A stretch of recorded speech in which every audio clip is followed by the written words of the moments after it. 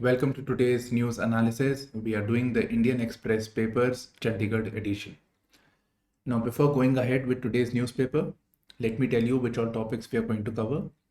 So first is about the name of the opposition alliance, which is India. Then there is digitalization of land records. There was a meeting where President of India was there with reference to a summit on land records. Now, this topic is obviously important for prelims as well as mains, schemes of the government for land records, digitalization, what are the benefits. So that's the theme. Then coming on to there is one more actually, there is a case study that is, there is a diarrhea and cholera outbreak which has taken place because of the rains and poor supply of water.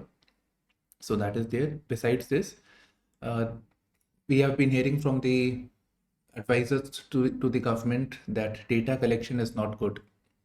So today we have an editorial about the data collection. There has been a committee that has been constituted to look into the manner of collection of data, what reforms can be done.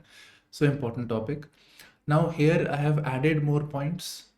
Right? We can add more points. Again, I'm referring to the editorial only. So this will again help you with your exam. Then economy being future ready. Now this article is important. It tells us about what we need to do in the next 25 years if we have to move from a middle level economy to an high income economy. Now we should look at it from exam point of view. There is an underlying theme known as middle income trap. So we are in a middle income economy, and it is seen that middle income economies remain as middle income. They do not jump to high income economy. So that is the middle income trap. So how we can get past this? So this theme can be, merged with this. Then data for multi-dimensional poverty index was released. So there is a bit of an explainer about how MPI is calculated and everything. I think that is also important. Then we're talking about natural gas reserves. There is an article referring to the Secretary of Petroleum. So this, and then Sri Lanka's president is coming to our country. So there is an explainer on this. Now coming to the front page. And by the way, after the front page, we'll be browsing through a lot of, skipping a lot of pages, and straight away we'll come to the editorial page. Okay. So to counter NDA, National Democratic Alliance, which is led by the BJP, the opposition parties there was a summit that took place. They have floated a new alliance known as India. Right. So BJP has this NDA alliance, while this opposition has Congress, etc., have come up with the name India. So this is Indian National Development Inclusive Alliance. Now, within the opposition also, within this camp, there have been concerns about the choice of the name, that is India. So it's a bit of a controversy going on. A blast had taken place in Shimla, but this doesn't seem to be a terrorist attack. There is this LPG gas cylinder most likely that burst off. So because of this, the blast took place. Now we skip the pages. Yes. Diarrhea outbreak in Mohali, 6-year-old dies, 84 hospitalized. So the idea of me sharing this is obviously GS3 disaster management, and GS4 case study. Like I said, DC, DM, what actions would you take? So here we have the measures that the DC is taking. Now here we can also see one more thing, that with floods. So now the flood thing is more or less gone, although we are having rains in some places, the breach is taking place. So with the floods, now we are seeing the issue of supply of water getting affected. Some places the pipes have gotten bad, so the bad water is getting mixed. So that is the main issue, and because of this, diarrhea and cholera risks are coming up. So we can see the other issues also because of this. And we can also talk about vector-borne diseases. Today it is not there, but there will be a lot of places where there is stagnant water, and from there mosquitoes can breed. Now here we have the orders of the district collector, Miss Ashika Jain, right? So she's saying we should continue with early detection camps, although this has already happened, but early detection camps to identify the pockets where this thing may take place. And in those areas, chlorine tablets, ORS pouches, and zinc tablets should be delivered. First is early detection, second is these tablets, etc., should be delivered. And also supply of bottled water. Diarrhea, as you know, it's because of contaminated water and food. From there it takes place. And besides this, long-term measures like check the pipelines of the affected areas thoroughly. So these are the steps that have been taken. Besides this, healthcare measures, public primary healthcare setup should be augmented to look into this issue so that the people who are affected, they get timely treatment. So moving on. So we'll just, I think, yes. This is Punjab news with reference to the Rural Development Fund. Next is Sampla resigns as National Commission for Scheduled Caste chairperson. So NCSC is mentioned in your polity. It is a constitutional body which looks into the issue of the scheduled caste. Some news on corruption. Okay. 4 militants, foreign militants killed in Jammu and Kashmir. When we say foreign, we mean cross-border terrorism coming from Pakistan. So they have been apprehended, they have been killed in action by the security forces while crossing over the border. So it again, it's indicative of the policies of our neighboring country. Okay. Lack of consensus on Ukraine at G20 summit to take call. Fine. So G20 countries will discuss on many issues, including the one on Ukraine-Russia war. Now, naturally, there are countries that are supporting Ukraine and some who are supporting Russia. Now, India's case, we are in a bit of a dilemma over here. So even though we may all agree that the war should not take place, but the language to be used, that is criticizing Russia or something like that. So that there is a disagreement. There is a lack of consensus. Ranil Wickremesinghe, who's now the president of Sri Lanka, will be visiting India. And here he's saying that he's coming to India. He will reiterate India's neighborhood first policy. Basically wanting the neighbors to first focus on India, since we have been taking care of you, Sri Lanka over here, close to our neighborhood. Plus Vision Sagar. So there is neighborhood first policy and Vision Sagar. So Sagar, I have not posted on the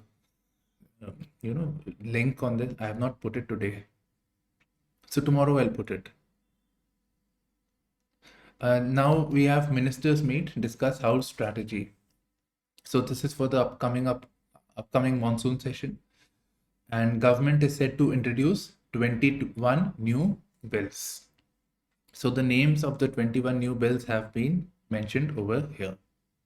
So the 21. Rahul Gandhi criminal defamation case would be heard on Friday. Now here, not just about Rahul Gandhi, but we will get some pointers on criminal defamation, which is important for your GS2 exam. Right? We can see it with reference to the Freedom of Speech and Expression, Article 19. Digitalization will curb land-linked illegal activities. So digitalization of land records, that is the underlying theme. Now, land-linked illegal activities, I think, could be, we can say, we can talk about black money and land deals, right? So that could be an issue. Diversion of land, diversion of forest land or agricultural land for industrial purposes. So some due to corrupt activities. So that could be one more issue. So these are the two things that I can think. Okay. Now here we have the digitalization of land records. So we don't get the schemes from the news, so I'm taking this.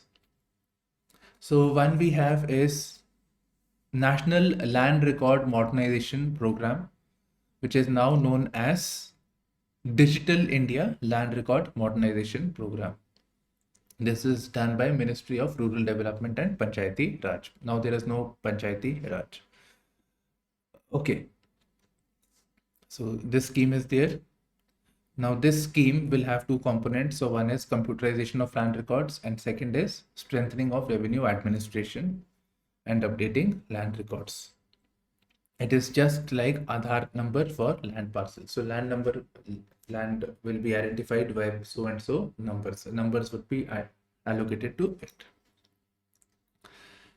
So this will have number of benefits.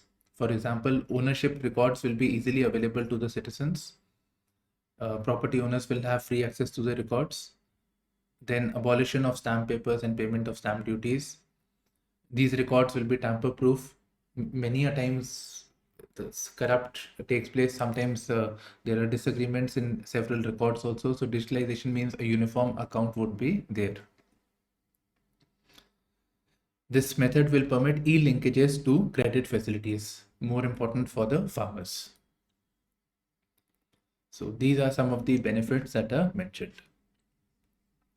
Now we come on to the editorial page. So this is about the opposition position, right? So one is about the India. Then the opposition needs to have a lot more, needs to do a lot more. That is, there are a lot of disagreements between different political parties. So they have to show a united front. Delhi is raising the game. This article I'm not doing today. It'll take me a lot of time. It's about overall India's foreign policy. Next is plug the data gaps. And other thing is that, with this article, we will have a lot more other similar themes coming up. Plug the data gaps. So committee to look into problems in data collection is welcome. Statistical system must be insulated from politics. Okay. So there is a committee formed under the chairmanship of Pranab Sen, who is an advisor to the Prime Minister's Economic Advisory Council. He is one of the important members of Prime Minister's Economic Advisory Council. So he'll be looking into the issue of data collection. Now, what are the issues that have been raised? So primarily it has come from the members of Prime Minister's Economic Advisory Council. They have raised concern over these three things mainly. So quality and accuracy of data, then overestimation of rural population. The members feel that much of India is actually urbanized, and the schemes of the rural that the government is spending,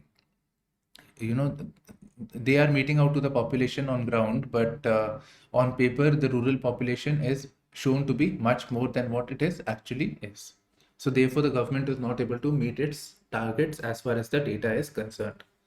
So let's say this is the actual rural population, while this is the population which is shown in the data. So overestimation of rural population.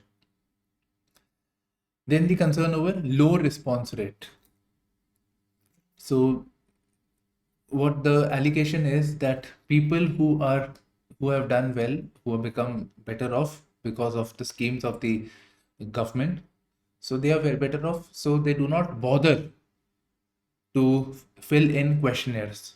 While those who are more affected, they are more than keen to report their grievances. So there is more response rate amongst the people who are more affected.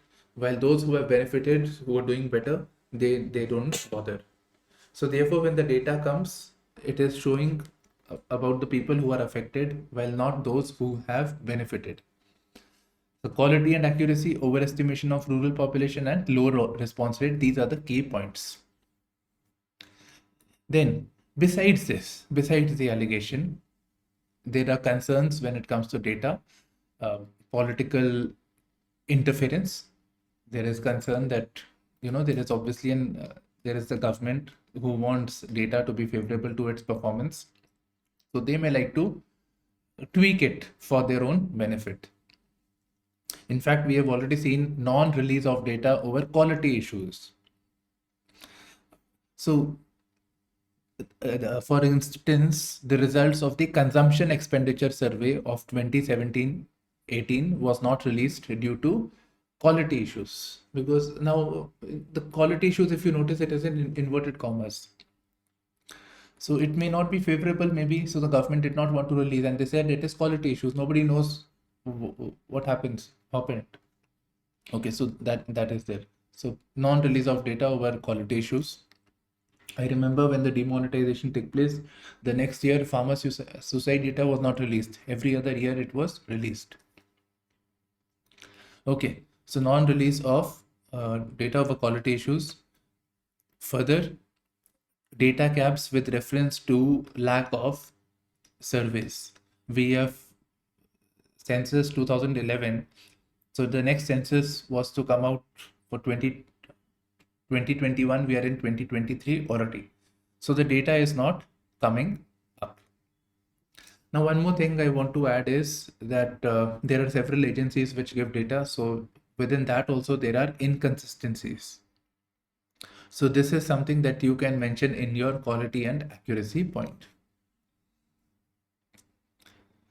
What India can offer to the West with reference to the high temperature. So in Europe, 45 degrees Celsius is reported. We all know Europe has a cooler climate, but here it is 45 degrees Celsius. So this is more from art and culture point of view. And it's not just about what West India can teach West, but what India can imitate from our past to deal with heat waves. So we are having heat waves, you're talking about heat action plan. So we get points for that. So use of matka, right? So matka and surahis for keeping the water cold. The water is cooled because of the action of the mud evaporation that takes place. Then traditional drinks like aam panna, bel sharbat and jeera, jal jeera. Then use of lattice screens. So lattice screens, if you have been to Jaipur or some other place, you would have seen such structures in palaces, etc. So this again has an cooling effect.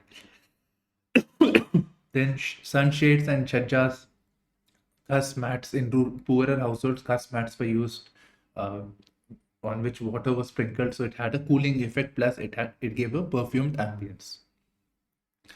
Next, we come to the economy one, where I was talking about the middle income trap. So an economy more future ready.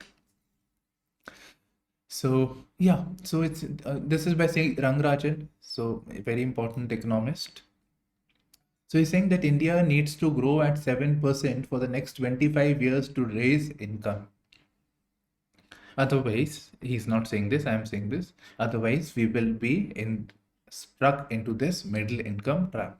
So we need to grow at 7% for the next 25 years to raise income levels. At present, our per capita, I don't know why I've written Goa. At present, the per capita income 2022-2023 is 2,379,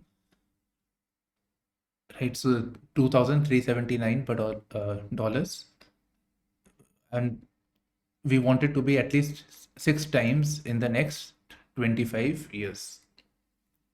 So for that, the economy has to grow at 7%. By the way, if we want to be a high income, so presently, like India it is at 2,379. By World Bank estimates, it is upwards of $4,000. For developed economies, it is somewhere around 10,000, 14,000 US dollars in this range. So we are way behind this, right? And overall, every year by law of averages also the income actually increase, but this will also increase. So there will always be a gap. So we need to increase at a rate fast enough that we are able to reach what these people are today. Okay, because they will also increase. So we have to increase at a faster rate. Okay, so we need to grow at this pace. We need to grow at this pace. Plus we have to bring in people outside the realm of poverty. Now for this, for the sustained economic growth, we need to increase, we need two things. So we need to improve incremental capital output ratio. We need it at 4. Incremental capital output ratio is basically investment upon increase in GDP. It is an indicator of the efficiency of economy. So it basically indicates that with how much investment the GDP will increase for that particular year. So we want, if the ICOR is low, it means with less investments, we can have greater impact on the GDP. If ICOR is high, then we need more investment to push the GDP. So we want ICOR at 4, and we need gross fixed capital formation. That is investment into the economy. So there are basically 3 things. We want the GDP to grow at 7%. We need ICOR at 4, and we need gross fixed capital formation. Presently, it is at 29.2%. So this is fine. By the way, the Southeast Asian countries, China, etc., they had 40% when they were onto the high growth trajectory. So gross fixed capital formation is basically an indicator of investments coming into the economy. So this is at 29.2%. This is from the latest data coming from the NSO, National Statistical Organization. Now here again, we want more of these investments coming from FDI and private sector. So businesses sector, most of it. So this implies that most of the investment is coming from the government. Public spending. So we want public spending, of course, but besides this, even private sector should put in more money, put more investments into the economy. So this has to be done. And into those sectors of the economy, so government will invest in infrastructure, but at least private sector, we want more private investments coming into those sectors which have high employment generation potential. That is, for a unit of investment, more jobs are created. So typically textile, leather industry provide more formal employment as compared to automobile industry, because where thousands and thousands of crores are required, and automation is also there, while textile, it creates more people are required to work. So we can call this as low employment elasticity. That is, more employment is not affected by bringing in more investment. So more investment means more employment will also get created. So that is there. Besides this, so investments besides this, in India's case, export-led model may not work. China, export-led model, manufacturing model had worked. Southeast Asian countries also it worked. But in India's case, export-led model may not work. Now, this is because of 2 reasons. So one is our manufacturing sector, we are weak. We have been more on primary sector and tertiary sector.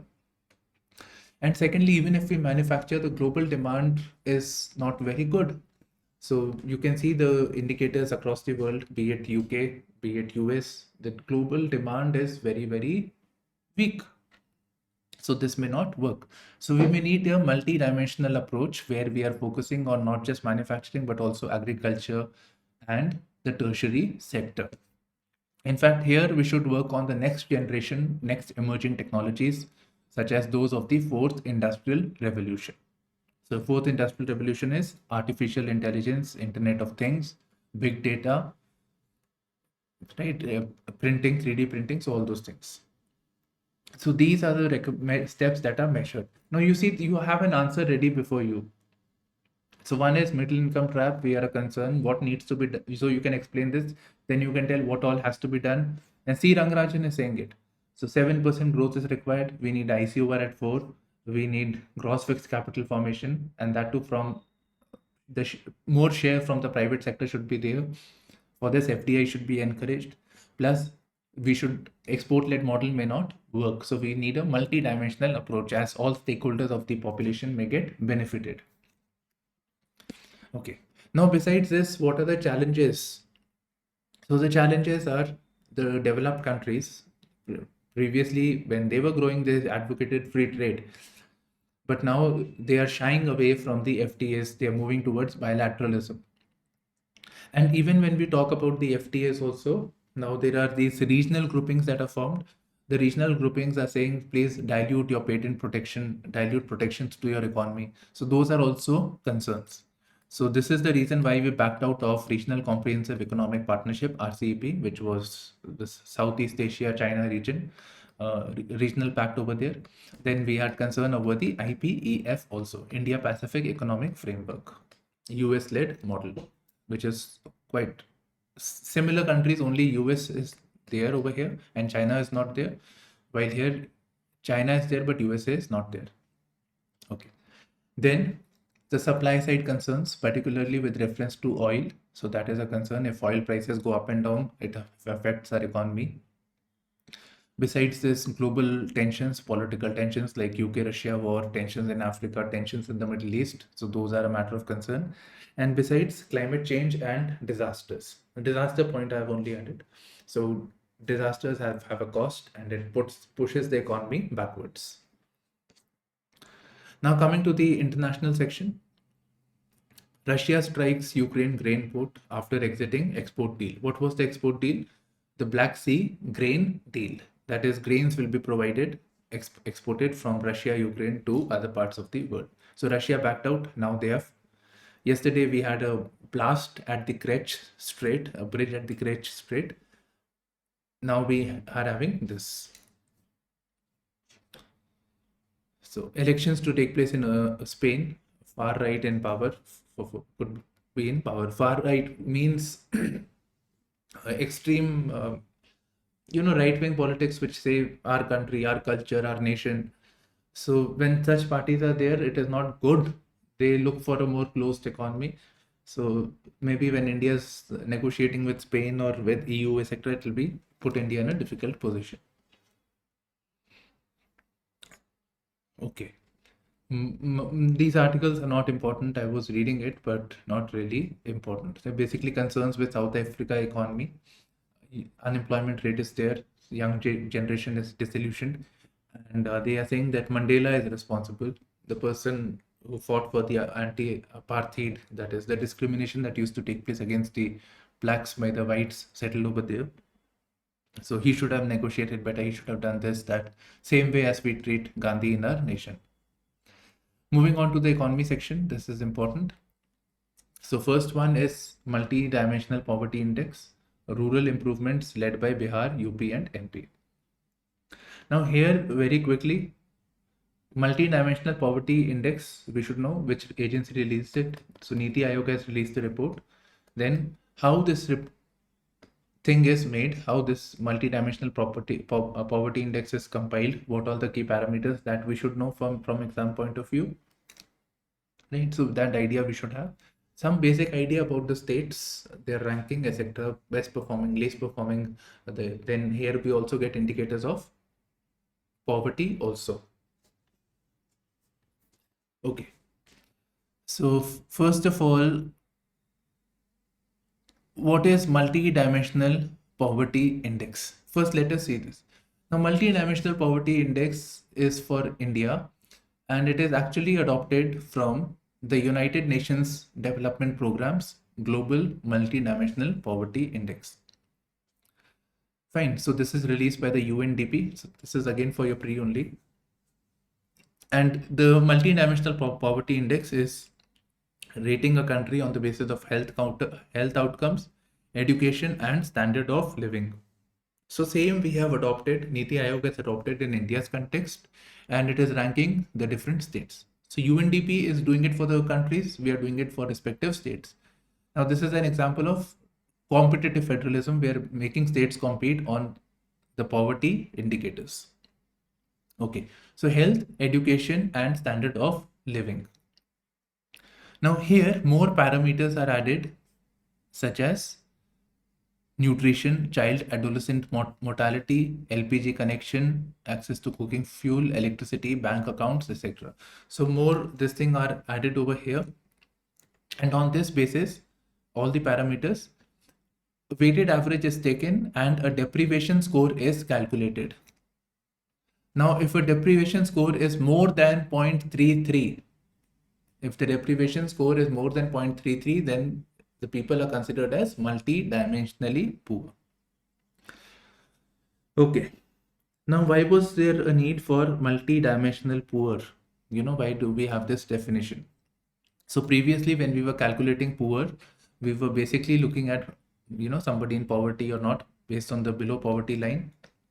And this was done on the basis of calories required to sustain, both for rural India as well as urban India. And for that calorie, the food, how much money is to be spent.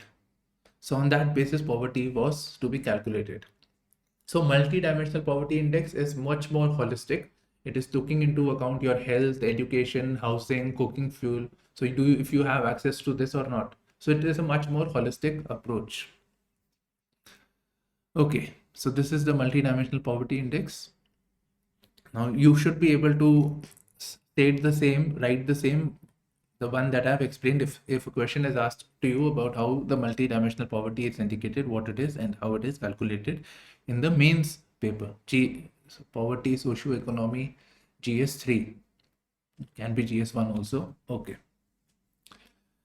So here they're saying that poor individuals have come down. Multi-dimensional, this poverty has come down. So it has come down from 24.85% to 14.96% in 2019-21. And this data is for 2015-16. So poverty has come down. In absolute terms, if we look at in the absolute terms, 13.5 crore people have escaped poverty, right? So they are not into the poverty now. So this is it. Now coming to the states, there are states with less than 10% of multidimensional poverty. This has doubled. So less than 10% of their population is poor has doubled.